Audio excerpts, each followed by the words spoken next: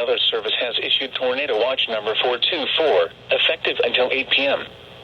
This watch includes the following county: Alamucky, Iowa, and Houston, Minnesota, and the following counties in Wisconsin: Crawford, Jackson, La Crosse, Monroe, and Vernon.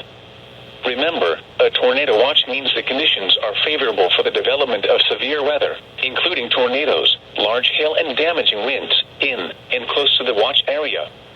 While severe weather may not be imminent, persons should remain alert for rapidly changing weather conditions and listen for later statements and possible warnings.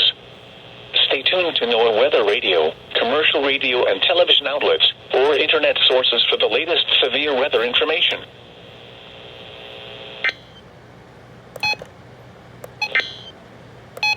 You're listening to NOAA Weather Radio Station WXJ86 in La Crosse.